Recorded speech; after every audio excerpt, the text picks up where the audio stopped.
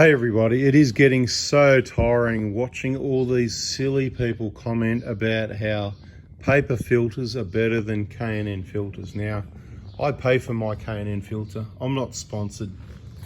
I don't even like them necessarily better than anything else. It's just I use them because I've seen the results. You know, I suppose maybe back in the day we put them in cars, we wanted to go faster. I don't know whether that worked, but this is what I've seen. I see a lot of Prados, so Prados are the example. I've used them myself in Prados in a number of cars for over 10 years. I know people, a lot of people, most of the people I travel with use them. And mate, here at the Prado Hospital, we open up air boxes like this and we see the results.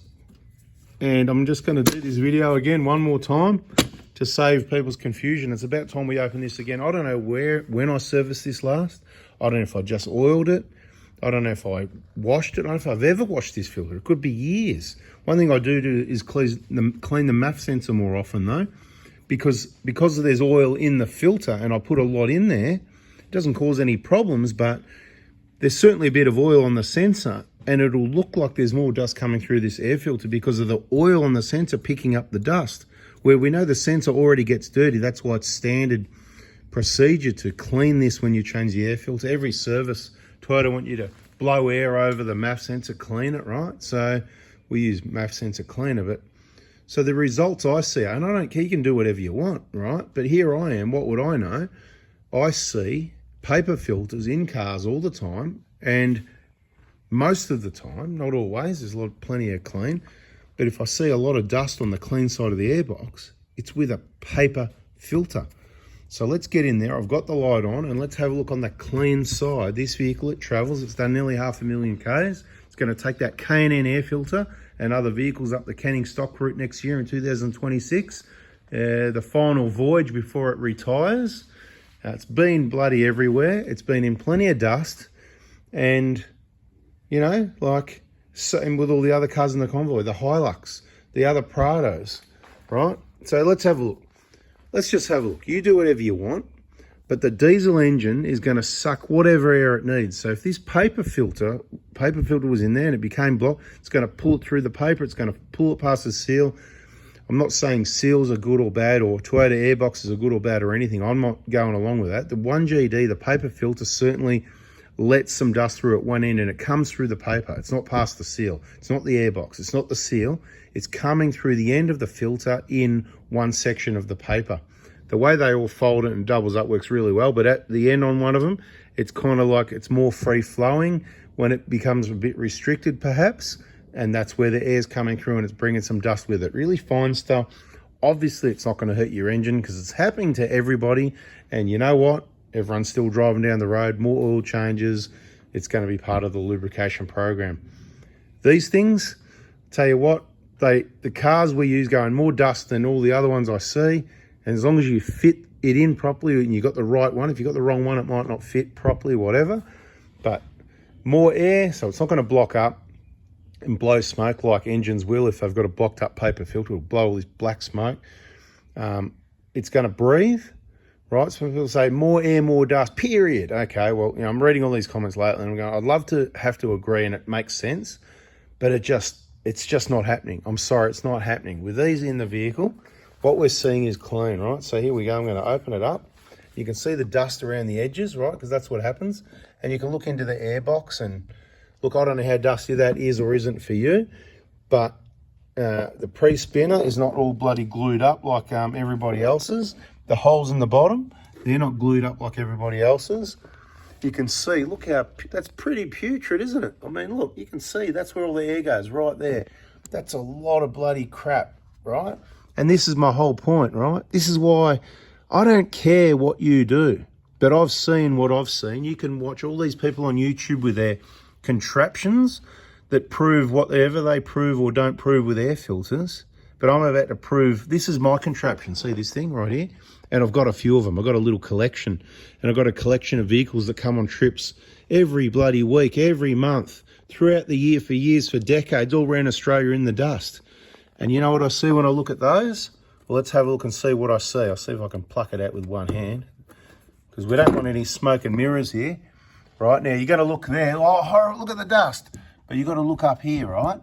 Now, remember with the old paper filters, we got dust in the top of this airbox, like I'm telling you we do with paper filter. And the Toyota paper filters, we're talking quality filters, right? And what I've done, if you go and watch my air filter playlist, you'll see this over and over again. You can put it in the comments how many Ks this has been since this has been serviced. And I don't know if I'm going to service it now or not. I'm sort of thinking it's about time I do. Let's give it a clean before the CSR. But I'm thinking, bugger it, let's just leave it dirty and clean it after the CSR. Never clean it again because it's going to retire from off-road. And I reckon just keep oiling it. It can sit like that forever. So my point now is, this car's done 500,000 Ks. The airbox has never been off and been like pressure washed or properly cleaned. Previous genuine paper filters have let dust in, okay? And when I've cleaned it, I've given it a quick clean wipe with a rag. And what I'm about to show you is the old dust. And you can clearly see this filter has been used for years and years. And I have not cleaned in this airbox other than whatever I've shown you in videos. There's no smoke and mirrors. And you can see the dust that's still there. See up there, see those little round holes? See those real round circles? That's where I've got the rag and wiped that clean side of this box clean. Like I put the rag and my finger's gone like that. So that's wiped the dust out from the leaking paper filter that so many people believe is better. I should be getting paid from K&N, shouldn't I? I really should. I should be getting, mate, if this was a deal with these big YouTube channels, they do deals, they'd be getting 100 grand, mate, whatever, and free K&N filters for life for everybody, you know. And I'm just telling you what it is. I don't care. This is what I use to protect my engine. You can see the paper filters leaked previously, right? That's what it's all about. I've wiped it. That's why there's all those clean lines. That's all it is. But don't get mistaken and misled thinking, oh no, by looking over here and go, oh no, look at the dust. Well, that's where the air goes. So that's where some oil from the filter goes. Therefore, more of the dust is going to stick right there. And yeah, look at the temperature sensor on the MAF sensor on the right, through the gap up high. It is dusty as. We just came back from big desert, right? Bit of dust here, bit of dust there. Always other trips, dirt roads, up the farm, whatever. And guess what? Oh no, you got to get rid of the K&N filter. Look at all this dust. No, wrong. There's actually more oil in the top of this airbox than with a paper filter, because a paper filter does not have oil. This one has oil. Where does the air go? It goes up through there. Where does the oil go? Up through there. So every little bit of dust is going to stick to that tiny bit of oil, right? And that's why you need to pull your MAF sensor out more regularly if you run a K&N oil filter. I'm going to call it an oil filter. This needs to be cleaned regularly, MAF cleaner properly, in my opinion, to get the oil off it. So what I might do now is re-oil it. Let's get it out on the bench. No smoke and mirrors. Let's do it without the cut. Get the thing out. All right. There it is. All right. Let's lay it here on the bench. Here it is. That's it. That's what it looks like. It's pretty dirty.